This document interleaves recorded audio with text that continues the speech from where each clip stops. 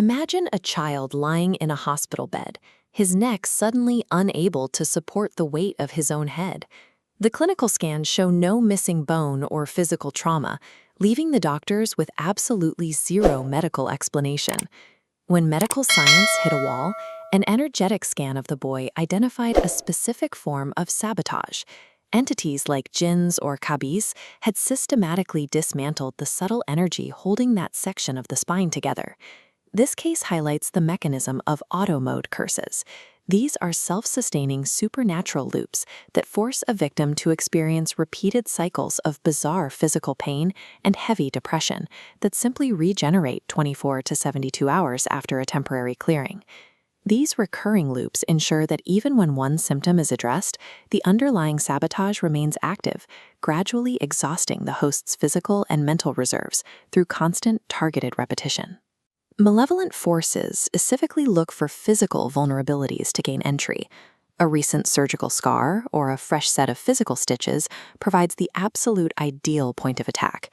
While the body focuses on physical repair, the energetic firewall at the injury site drops, allowing parasites to slip into the system and begin leaching the host's vitality.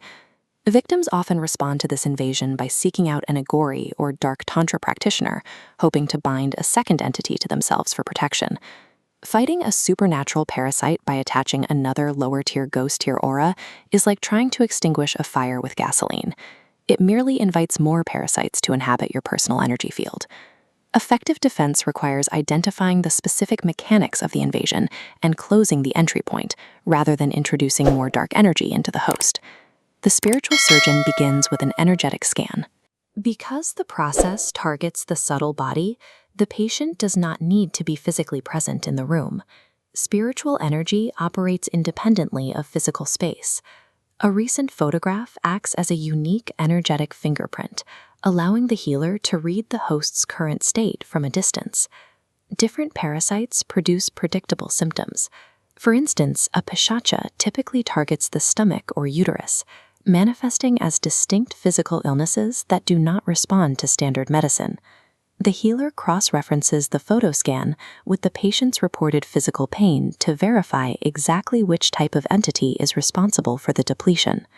Systematic data collection allows the healer to diagnose the invisible illness with the same precision a medical doctor uses when reading an MRI. Skeptics often ask how a large supernatural entity like a jinn could possibly be confined within a small physical bottle. Spiritual energy has no fixed mass. It expands to fill rooms or condenses into a microscopic point under pressure. If a demonic entity condenses to hide inside a human organ, a healer uses the same principle to force it into a physical vessel. Before extraction, the healer establishes a spiritual perimeter. This boundary prevents the entity from escaping into the surrounding environment or calling for outside reinforcements. Maintaining this focused energetic pressure ensures the entity remains isolated, effectively turning the physical vessel into a functional spiritual cage. Some extractions are complicated by an auto-reverse curse.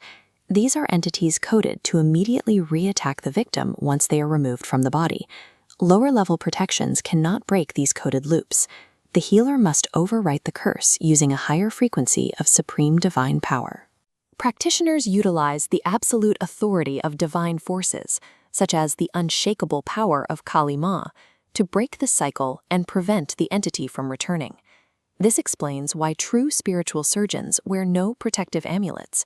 Relying on a bound ghost for safety compromises the healer's connection to that supreme divine authority.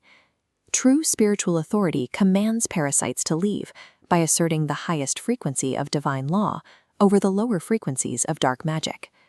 Following a successful extraction, the host's aura remains severely depleted. This leaves their energetic immune system fragile and open to secondary infections. These entities feed on specific human emotional outputs: fear, stress, and the scattered energy generated by mindless, distracted prayer. Performing spiritual rituals without focus produces raw energy that parasites can easily consume, effectively strengthening the very forces the victim is trying to expel. A cleared body requires the host to actively rebuild and seal their internal firewall to prevent new entities from taking up residence in the vacant space. Rebuilding the aura can be done at home using the water glass ritual, a practical method for fortifying your personal energy without a professional healer. Take a simple glass of water and recite a foundational holy text, such as the Japji Sahib, over it with absolute focus and pure intention. Water naturally absorbs the high-frequency vibrations of the spoken word. This process structurally alters the water's energetic properties, charging it with the frequency of the recitation.